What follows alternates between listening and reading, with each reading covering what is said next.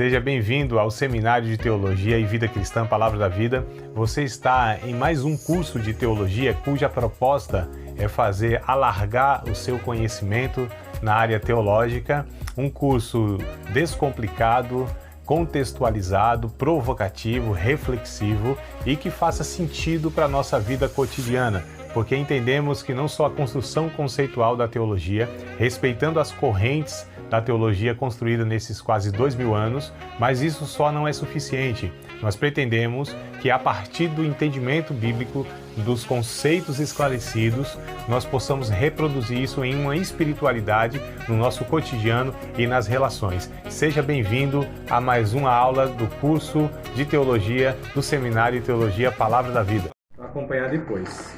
Então, queridos, eu não sei se todos vocês assistiram a aula passada, que foi a aula introdutória. Se não assistiram, então eu recomendo que vocês assistam, tá? Porque ela vai contribuir para essa aula de hoje, inclusive, né? Aliás, nossas aulas, elas são sequenciais, então uma vai contribuir para a compreensão da outra, né? Pelo menos na maioria das vezes é assim que acontece. E hoje, então, nós vamos dar continuidade ao assunto e o tema salvação, falando sobre a justificação, né? Os aspectos da salvação, a justificação, a regeneração, a santificação, que é um processo, e a glorificação, que é a plenitude da redenção sobre as nossas vidas, tá? E toda a criação, isso se dará na eternidade. Então, nós os salvos, os regenerados, os justificados, nós estamos num processo de santificação que é um aperfeiçoamento da fé, que é um reconstruir, né, de Deus na nossa vida, ou seja, uma nova criação, tá? Em Cristo Jesus, nós vamos sendo moldados, mudados, transformados à imagem e à semelhança de Cristo, que é o ser humano a ser imitado, o ser humano a ser em nós edificado, tá? Então a salvação se dá pelo fato de que nós nascemos de novo e nesse novo nascimento nós crescemos em Cristo, a necessidade e a importância do discipulado, do amadurecimento da fé. Nós vamos falar em alguns pontos aqui hoje sobre a necessidade e o que é o arrependimento, a fé, né? O que isso implica nas nossas vidas também, tá? Então eu vou falar sobre a salvação externa, né? Externa e interna, tá bom? Como que se dá esse processo, o que é isso e o que isso implica na nossa vida no dia a dia, tá? Então, salvação não é algo que fica apenas no entendimento. A salvação é aquilo que desemboca em uma vida transformada, em um estilo de vida, em um comportamento, mas não um comportamento apenas como um adestramento religioso, mas uma transformação de mente, e isso vai desembocar então em uma novidade de vida, como diz Paulo em Romanos capítulo 6, versículo de número 4, né? Então quero ler algumas anotações aqui que eu fiz, tá? E aí à medida que a gente for falando, vocês ficam à vontade para interromper, fazer pergunta, comentário, tá bom? Só dá um sinalzinho aqui e eu abro o microfone ou vocês abrem o microfone aí e participam da aula, tá bom? Então fiquem à vontade, queridos. De modo externo, né? Eu falei que a salvação ela se dá de modo externo e de modo interno. De modo externo é a separação do pecado, tá? E a dedicação a Deus. Então, externamente, a salvação, ela implica a separação do pecado, tá certo? De uma vida comportamental pecaminosa para agora uma vida dedicada, né? A ideia de consagração na Bíblia é aquilo que foi separado para o serviço e a adoração a Deus. Essa é a ideia desde o Antigo Testamento, onde objetos, né, pessoas e alguns dias, lugares eram consagrados a Deus. A ideia é que aquilo não era mais usado para uma finalidade comum, aquilo era usado exclusivamente para dedicação e adoração a Deus. Então essa é a ideia de consagração do Antigo Testamento até o Novo Testamento. Claro que nós não consagramos mais objetos, para nós não existe mais objetos sagrados, não existe mais dias sagrados, templos sagrados ou pessoas, né, pinçadas dentre o povo de Deus que são consagrados, tá? Para nós, o Novo Testamento ensina que tudo é sagrado, todos os dias são sagrados, tá certo? Não tem um dia específico como era o sábado, por exemplo, do judeu. Não tem mais lugar sagrado, como era o templo de Jerusalém, e hoje também nenhum templo. Todos os lugares são sagrados. Não há pessoas específicas do povo de Deus que são consagrados, e sim todo o povo de Deus, todos os discípulos de Cristo, igualmente são sagrados e consagrados a Deus. E não tem objetos também, enfim, não tem dia, não tem lugar, agora é espírito em verdade, não é no Monte de Gerizim, não é em Jerusalém, não é no sábado, não existe coisas profanas e sagradas. A Bíblia vai dizer, Paulo vai dizer a Timóteo, tudo é sagrado para o sagrado, ou seja, tudo é puro para o puro, né? E todas as coisas são purificadas pela oração e pela palavra. Se não me engano, é 1 Timóteo capítulo 4, verso 5, verso 6, alguma coisa assim. Se alguém quiser conferir, fica à vontade aí para confirmar, tá? Então, só para a gente concluir aqui, o que é santificação? Né? A gente vai para Efésios capítulo 4, vamos lá abrir a Bíblia? Efésios capítulo de número 4, a partir do verso 17. É uma leitura um pouco extensa, mas eu quero fazer com vocês para que a gente entenda de fato o que biblicamente, tá certo? É a salvação e a santificação, tá? Na ótica bíblica. Por que eu quero fazer toda essa leitura e quero aqui gastar algum tempo, aliás, nessa explicação? Porque as pessoas pensam, né, a religião, ela inclusive propaga isso em muitas pregações, muitos ensinos e algumas denominações, a gente percebe que as pessoas colocam a santificação como se fosse meramente um comportamento, né? E às vezes um comportamento que não tem nada a ver de fato com o ensino bíblico, tá? Então a gente vai ver aqui em Efésios capítulo 4, ó, vamos ler aqui, quer dizer, eu leio e vocês acompanham aí, né? Na versão de vocês pode ser diferente, mas acho que a gente vai junto aqui conseguir compreender o texto. Diz assim, ó, então Efésios capítulo 4, do verso de número 17, eu vou até o 32. O texto até segue mais adiante, mas eu só vou até o 32, tá? E digo isto e testifico no Senhor, para que não andeis mais como andam também os outros gentios, na vaidade do seu sentido, entenebrecidos no entendimento, separados da vida de Deus pela ignorância que há neles, pela dureza do seu coração, os quais, havendo perdido todo o sentimento, se entregaram à dissolução, para com cobiça, né, avidez, cometerem toda impureza. Mas vós não aprendestes assim a Cristo. Verso 21. Se é que o tendes ouvido e nele fostes ensinados, como está a verdade em Jesus. Que quanto ao trato passado, ou seja, a velha vida, né, vos despojeis do velho homem. Aí Paulo usa uma figura de linguagem aqui, tá, como se uma pessoa estivesse trocando de roupa, né? É bem interessante. Que quanto ao trato passado, vos despojeis do velho homem, que se corrompe pelas concupiscências do engano, ou seja, os desejos ilícitos, né? E vos renoveis no espírito do vosso sentido, e vos revistais do novo homem, que segundo Deus é criado em verdadeira justiça e santidade. Pelo que? Aí ele vai falar aqui na prática o que é santidade, tá? Uma vida de santificação. Pelo que deixar a mentira e falar a verdade, cada um para com o seu próximo, porque somos membros uns dos outros, ou seja, nós mentimos uns aos outros, agora a gente não deve mentir mais, né? É óbvio, né, irmão? Não parece ser óbvio, mas não é na vida de muitos, né? A mentira é quase que natural e agora nós não devemos mais mentir. Irai-vos, olha só, e não pequeis, não se põe sol sobre a vossa ira. A ira faz parte da natureza humana caída, então a gente se ira. A ira em si não é pecado.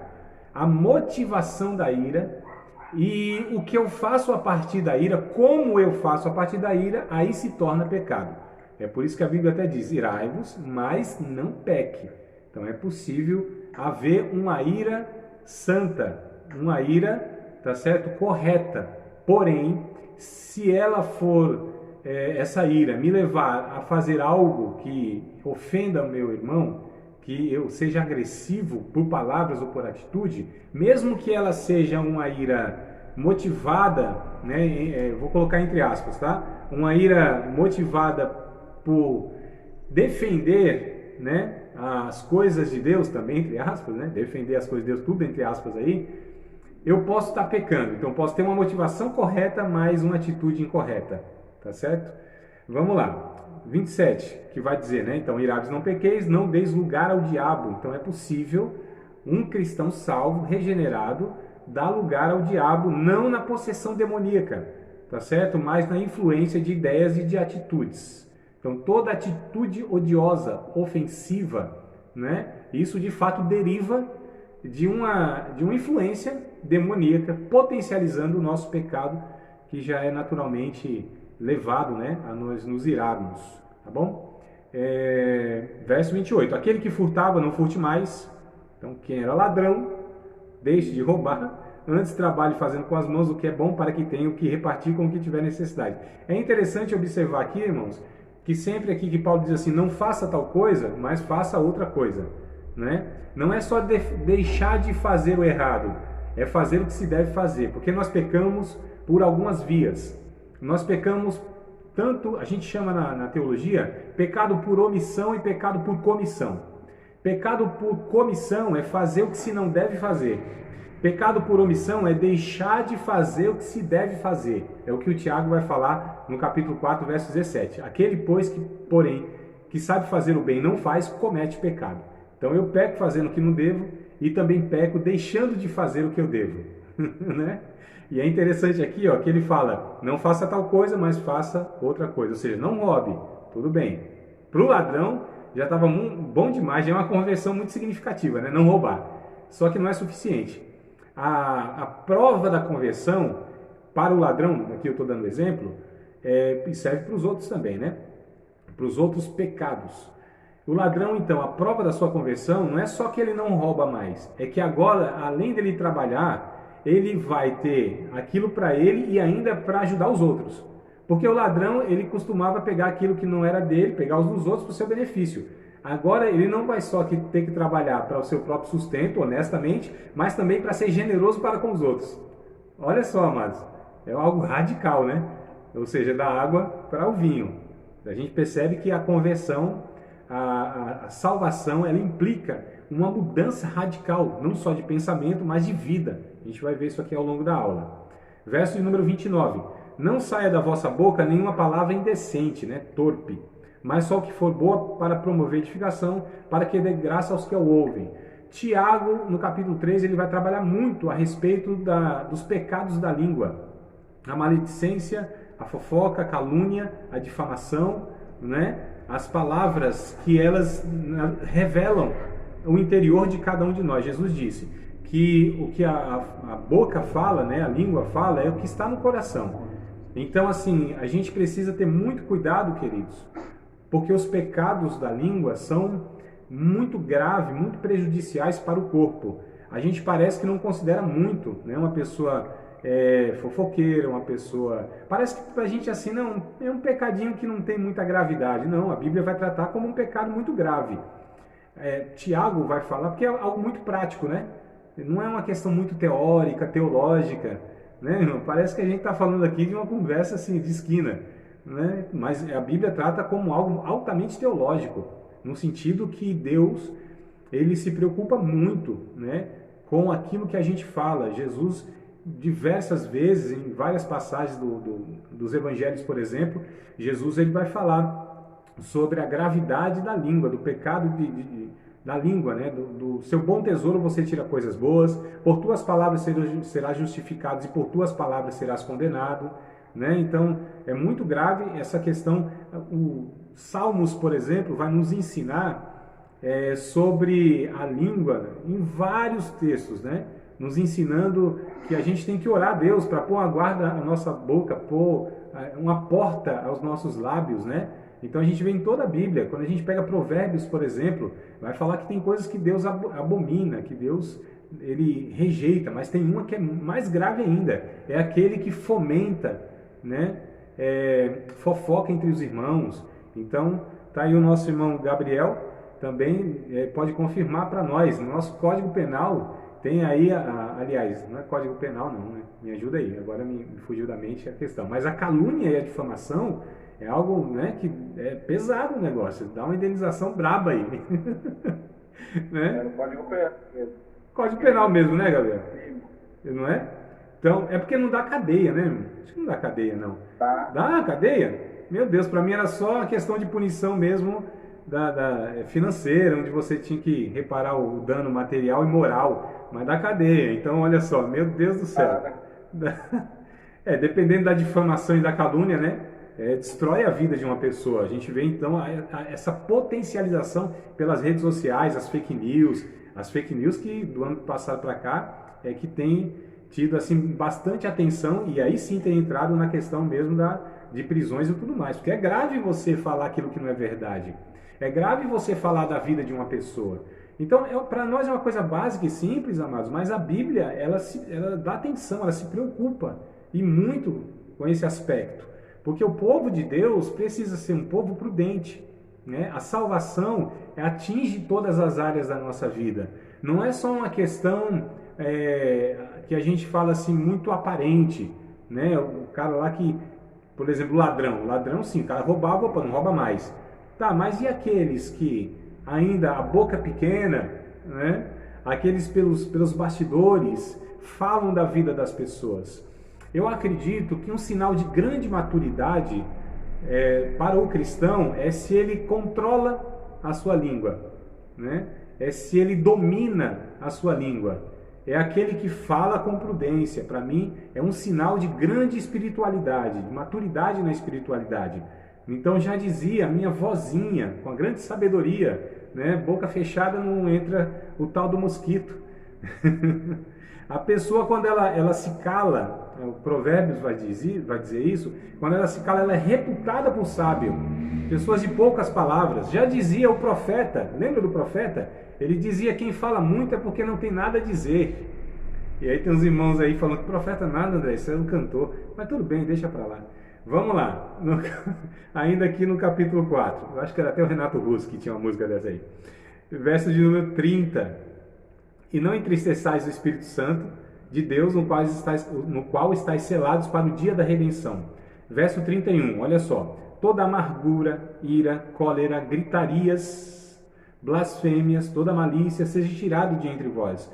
Antes, sede uns para com os outros benignos, misericordiosos, perdoando-vos uns aos outros, como também Cristo vos perdoou em Cristo. Como eu disse, o texto segue, se a gente ler o capítulo 5, né? Paulo ainda vai falar desse comportamento. Isso aqui, amados, é o que a Bíblia chama de santificação. Isso é uma vida santa. Não é apenas comportamento. O comportamento aqui se mostra a partir de uma transformação no entendimento, que foi o verso 17 que nós começamos a ler, né? Os gentios, ou seja, aqueles que ainda não nasceram de novo, eles estão em trevas no sentido do seu entendimento, mas nós não, nós somos elucidados, nós somos esclarecidos, nós recebemos agora a revelação de Jesus Cristo e do caráter de Deus. Caráter esse que nós somos, ou devemos ser, né, moldados e transformados, tá? Então, aqui é de modo externo essa separação do pecado. Então, a salvação vem do modo externo, que é a separação do pecado, né? Isso é uma evidência que eu estou me santificando, é se eu tenho, de fato, uma mudança de vida. Se eu vivia de uma forma e agora vivo de outra forma, tá bom? Como eu disse, não é só uma questão comportamental pelo comportamento. Aí as religiões dão conta, adestram as pessoas. Mas aqui a Bíblia considera uma transformação como resultado de um entendimento que também foi transformado. Ou seja, é o fruto de uma natureza, tá? Não é só ritos e um comportamento forçado, sofrido, né? Aquela questão de a pessoa faz assim num sofrimento absurdo. Não, aqui é o fluir do Espírito Santo, a natureza do Espírito Santo sendo derramada em nossas vidas. Então, um homem e uma mulher cheios do Espírito Santo, deixa eu só pegar aqui que eu acho que tá bom, pronto. Uma pessoa cheia do Espírito Santo é uma pessoa que mostra o fruto do Espírito, que é o caráter, tá certo? Então, a Bíblia vai diferir em pessoas que são cheias, né, do Espírito Santo e pessoas que são usadas pelos dons espirituais. Essas que são usadas pelos dons espirituais, necessariamente, não são pessoas cheias do Espírito Santo, aquilo que Paulo fala em Gálatas 5:22, que é o fruto, que aí é o caráter, que aí é a evidência de que Deus está trabalhando em nossas vidas, nos transformando na natureza. Então é possível a pessoa ser usada através dos dons carismáticos, né? Isso buga, né? dá uma bugada na cabeça, assim, muitas vezes que a gente fala, por que essa pessoa ela é tão usada por Deus, e às vezes é mesmo, mas ela tem um caráter que é um negócio ainda esquisito, é um caráter duvidoso. Então isso, na minha cabeça, quando eu aceitei a Cristo, foi um conflito enorme, porque há 20 anos atrás, ainda a igreja evangélica tinha uma imagem diferente do que tem hoje, né? Então quem participava de igrejas evangélicas há 20 anos atrás, a gente entendia, a sociedade entendia que eram pessoas honestas, gente generosa, gente boa, que a gente chama, né?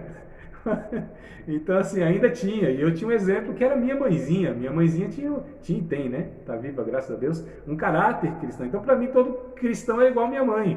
Aí, quando a gente chega na igreja, um lugar público, a gente percebe que nem sempre é essa a realidade, né, irmão? Bora lá. Então, de modo interno, tá? De modo externo, é a separação do pecado para a consagração, então, ao serviço de Deus. Me lembrei de um texto em Romanos, capítulo 6, versículo de número 19. Vamos ler lá? Só para aqui dar mais um texto bíblico para vocês. Romanos 6 e 19, antes que a gente parta aqui para o segundo ponto. Estou me estendendo um pouquinho do que eu programei aqui. É para só dar uma pincelada, né? Que a gente vai falando e vai surgindo um bocado de coisa na mente. Então, Romanos 6 e 19, olha só. Falo como homem pela fraqueza da vossa carne, pois que assim como apresentastes os vossos membros para servirem à imundícia e à maldade para a maldade, assim apresentai agora os vossos membros para servirem à justiça para a santificação. Só dando mais um texto bíblico aí, entre outros também, para falar a respeito então do que Paulo está dizendo aqui sobre a santificação, né? Que é essa mudança de fato, né? Essa questão de que é evidenciado externamente aquilo que internamente já aconteceu na nossa vida. É mais ou menos o batismo, né? Então o batismo é isso. O que é o batismo? O batismo cristão é a externalização do que dentro de mim já aconteceu. Ou seja, Jesus é o meu Senhor, eu só estou declarando isso publicamente. Então é isso, é símbolo, morte, sepultamento e ressurreição. É que antes o significado era muito maior, né? Naquele contexto bíblico, neotestamentário lá, você declarar publicamente que era cristão, é mais ou menos hoje o que acontece nos países onde há proibição, né? Coreia do Norte, por exemplo, países onde o islamismo ele é muito forte, então você declarar publicamente que é cristão, isso pode implicar a tua morte, né? Então você pode ser preso, torturado e morto. Hoje parece que perdeu, né, essa questão, então o batismo ele tem esse simbolismo, tá? Antes não se batizava, descia as águas, quem de fato não fosse regenerado, né? A pessoa, quem é que ia se expor e se sujeitar à morte se não tivesse a convicção, não tivesse passado pelo novo nascimento? Ninguém, amados. Mas hoje, como tem essa liberdade, então as pessoas assim descem as águas, se batizam nesse ritual cristão e muitas vezes não passaram pelo novo nascimento, né? Então há muitas pessoas. O batismo não garante coisa nenhuma, batismo não salva, não é necessário para ser salvo. O batismo, o velho homem não é afogado, é por isso que alguns pensam que não, tem que batizar imergindo, que é para afogar o velho homem. Nada, o velho homem sabe nadar, e nada muito bem, vem de braçada atrás, assim, ó. Vamos lá, amados. De modo interno, então, na salvação, é a purificação do pecado, tá? Primeira carta de João, capítulo de número 1, versículo de número 8. Gostaria que vocês pelo menos anotassem para ler depois, se não quiserem ler agora. 1 João, capítulo 1, versículo de número 8. Capítulo 2, né, de 1 João, verso 1 e 2, vai falar então sobre a purificação, tá? Do pecado. Então, internamente, o que acontece quando a pessoa é salva? Ela é purificada, ela é perdoada de todos os seus pecados. Pode ter feito o que fez na vida, pode ter sido a pior ser humano do mundo, mas ao ser alcançado por Cristo, pelo Evangelho, ao ser salvo, aos olhos de Deus, essa pessoa é como se nunca tivesse pecado. É como se tivesse de fato assim, ó, nascendo de novo, um bebezinho que não tem pecado, né? Que não tem mancha, que não tem mácula, que não tem nada contra ele. Então pode ter uma multidão de pecados. A salvação faz isso na vida do ser humano. né, inocenta ele. Foi o que nós falamos sobre justificação, tá? Esse termo, né, que é forense, esse termo que é usado nos tribunais para o réu que está sendo acusado, e ele é inocentado, ele é justificado. Então acontece isso. Deus olha para essa pessoa agora e não vê pecado nessa pessoa. Não é porque ela não tenha, né? Mas é porque o sangue de Cristo, de fato, a purificou, a santificou. Olha que coisa linda, irmãos. Isso era para glorificar de pé, viu? Se os pentecostais estivessem assistindo, ia dar um glória a Deus. Mas tudo bem, quem sabe a próxima aula eles participam, né? Tá certo, amados? Então, bom, eu vou ler aqui, já que eu estou aqui com a Bíblia aberta, ó, verso 8 de 1 João, não é evangelho, é carta, tá? Se dissermos que não temos pecado, enganamos-nos a nós mesmos, e não a verdade em nós. Verso 9 e 10. Se confessarmos nossos pecados, ele é fiel e justo para nos perdoar os pecados e nos purificar de toda injustiça. Meus filhinhos, essas coisas vos escrevo para que não pequeis. E se alguém pecar, temos um advogado para com o Pai, Jesus Cristo, o justo. Ele é a propiciação, esse termo é um termo técnico, né, da teologia, é a propiciação pelos nossos pecados, não somente os nossos, mas também pelos de todo mundo. Então, propiciação, essa palavra no Antigo Testamento referia-se à tampa oh meu Deus, esqueci o trem lá, da Arca da Aliança. Arca da Aliança, né? Tinha a tampa e era chamada de propiciatório. Tá certo? Essa Arca da Aliança representava a presença de Deus, o trono de Deus. Tinha 2 querubins de ouro, né? E ali, anualmente, o sumo sacerdote oferecia por toda a nação um sacrifício, né? Para pedir perdão a Deus. E aí, como sinal da aprovação de Deus, ele descia ali, simbolicamente, numa nuvem, né? Uma nuvem de glória.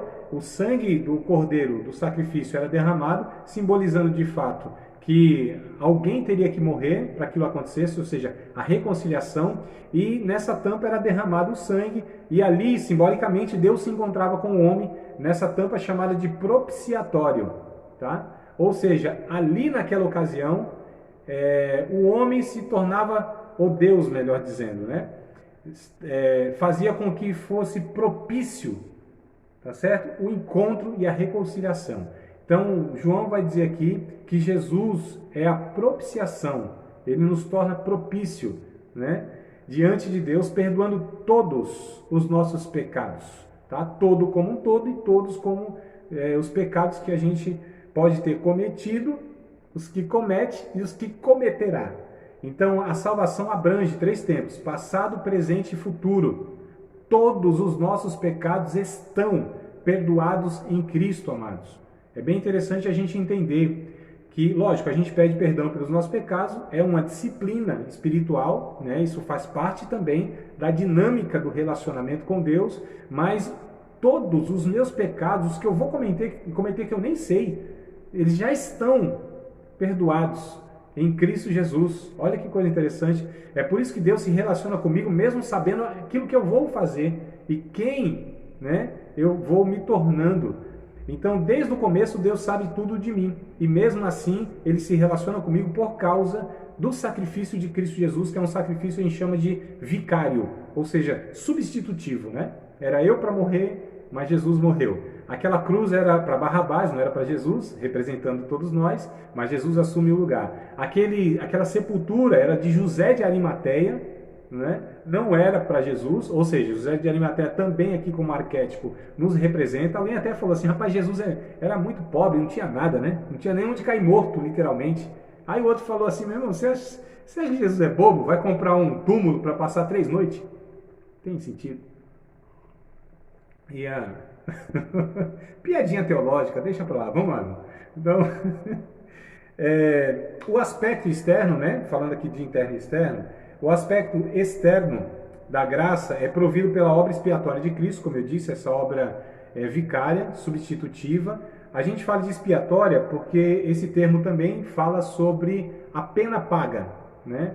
A expiação. Então Jesus paga a pena, ele cumpre, no caso, a pena que seria para os condenados, que éramos todos nós. Então Jesus é quem faz isso aí.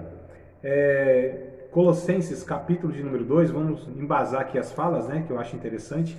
A gente sempre dá uma declaração, e se tiver um texto bíblico para embasar, eu acho importante. Colossenses, capítulo de número 2, tá? Se vocês quiserem depois ler aí, com mais calma, eu vou ler rapidinho aqui. Verso 12, 13 e 14, né? Colossenses, capítulo 2, verso 12, 13 e 14, diz assim: sepultados com ele no batismo, nele também ressuscitaste pela fé no poder de Deus, que o ressuscitou dos mortos. Então, aquela figura, né? Sepultado, morto, aliás, sepultado e ressuscitado. E quando vós estáveis mortos nos pecados e na incircuncisão da vossa carne, vos vivificou juntamente com ele, perdoando-vos todas as ofensas, havendo riscado a cédula que era contra nós nas suas ordenanças, a qual de alguma maneira nos era contrária, e tirou do meio de nós, cravando-a na cruz. Paulo vai dizer no verso 14 que havia um documento. Isso tudo é simbólico, né, amados? Tudo é simbólico aqui. Havia um documento contra nós, né? Um libelo, aqui diz uma cédula que era contra nós, nos acusando. Mas ele pega essa cédula, né, que era contra nós, e crava na cruz do Calvário. Então todos os nossos pecados Jesus carrega naquela cruz do Calvário, tá certo? É por isso que nós somos vistos diante de Deus como santos, como puros, como inocentes, como justificados e como seus filhos. É bem interessante a gente entender isso, tá? O aspecto interno, ele é a operação do Espírito Santo.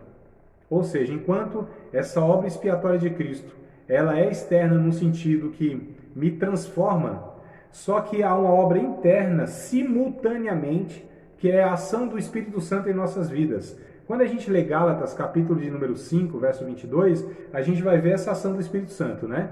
Então, aquele que anda no Espírito, aquele que nasceu do Espírito, aquele que vive, né, guiado pelo Espírito Santo, ele produz o fruto do Espírito Santo. Percebam que é o singular que está escrito, não são os frutos. Né? A gente percebe que muitas vezes os irmãos, eles falam os frutos do Espírito são amor, não é os frutos, ali está no singular. O fruto é um só, o caráter é um só, a natureza é uma só. Há aspectos diferentes desse fruto. E a gente pega a tal da mexerica para exemplificar isso, né? Porque a mexerica ela tem gomos, né, irmãos? Então é um fruto só que tem gomos, tá? Então seria mais ou menos aí esses gomos da natureza, né? Do fruto. Então o fruto do Espírito é amor, gozo e paz, longanimidade, benignidade, bondade, fidelidade, mansidão e domínio próprio. Olha as características de um salvo.